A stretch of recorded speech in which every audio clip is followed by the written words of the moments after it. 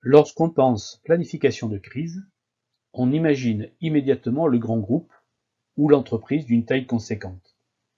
Toute cette méthodologie semble nécessiter des effectifs conséquents et, si possible, des effectifs dédiés pour être correctement conduite. Pourtant, nous allons voir que la même méthode, si nécessaire, simplifiée et allégée, peut s'appliquer à différents types d'entreprises. Les militaires travaillent généralement avec 3 niveaux de planification.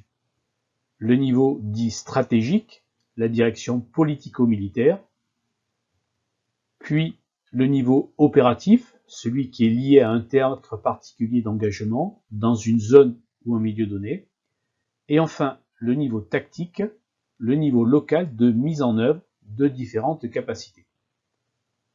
Par analogie, on va trouver les mêmes types de niveaux au niveau d'une grande entreprise. Niveau stratégique, pour le conseil d'administration, le directoire, qui va être chargé de la conception et de la combinaison des actions en relation directe avec l'objectif à atteindre. Puis, le niveau opératif, celui du directeur général, d'une business unit, d'une filiale, d'un département particulier, qui va assurer le niveau de synthèse et de coordination de différents acteurs qui eux-mêmes vont être chargés de l'application, le niveau tactique, les unités de production, les magasins et les services, qui seront les niveaux d'exécution des différentes actions décidées. L'avantage de pouvoir décliner cette planification à différents échelons permet d'en assurer la cohérence dans la réflexion et le partage des analyses. Chacun peut alors appliquer la même méthodologie avec notamment comme données d'entrée les orientations, les objectifs et les directives qui sont issus des travaux de réflexion menés par l'échelon supérieur.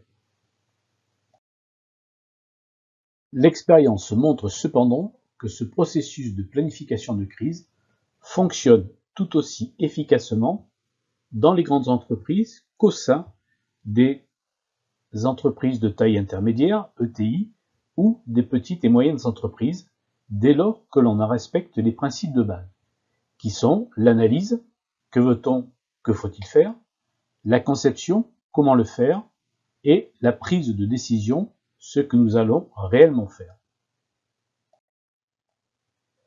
Car en effet, les militaires aussi font régulièrement, pour de petites opérations, la fusion des différents niveaux stratégiques, opératifs et tactiques afin de ne dérouler qu'une seule planification unique dans les mains du responsable et, dans le cadre de ma PME de ma TI, dans les mains de mon chef d'entreprise.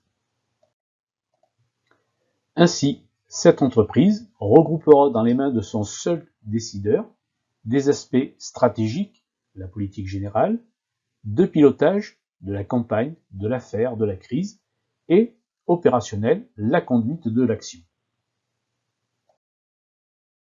Enfin, les très petites entreprises peuvent utilement s'inspirer de la trame de cette méthode de planification, même si la réflexion stratégique puis la prise de décision sont, sauf cas exceptionnel, assurées par un seul homme, le chef d'entreprise. Ma TPE, confrontée à de telles difficultés, la crise qui peut la mettre en difficulté, voire la tuer, peut utilement s'inspirer de ce travail en confiant la réflexion de planification à un ou deux collaborateurs particulièrement bien choisis, éventuellement accompagnés d'un consultant expert en gestion de crise, et qui vont ainsi préserver le chef d'entreprise en lui réservant sa responsabilité première, celle de la prise de décision. L'action sera alors conduite par l'ensemble des personnels de la TPE. Car l'important, finalement, c'est l'équipe de planification. S'il s'agit d'une planification froide ou de la cellule de crise, s'il s'agit d'une planification chaude. L'équipe en charge de cette planification de crise n'est pas nécessairement nombreuse, sous réserve, bien évidemment, que toutes les compétences indispensables à l'étude soient bien présentes. Elle n'est pas non plus nécessairement dédiée.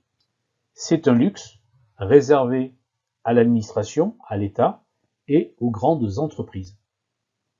Mais elle doit être constituée de cadres formés, ou du moins de cadres initiés, et autant que faire se peut, entraînés de manière régulière. La régularité serait de 1 à 2 exercices par an, soit grâce à un exercice basé sur un scénario de crise imaginé et créé pour la circonstance, soit dans le cadre, et c'est plus intéressant, d'une planification froide.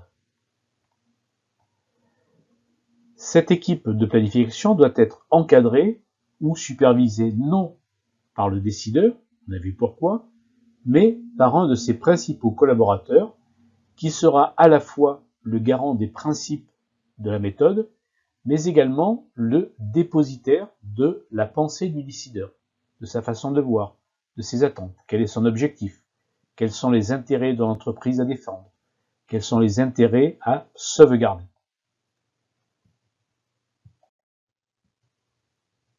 L'appel à un consultant expert en planification de crise n'est pas à exclure non plus, notamment lorsqu'on est en phase d'apprentissage ou de planification froide. En effet, il sera peut-être plus difficile de trouver un expert disponible le jour où la crise va survenir.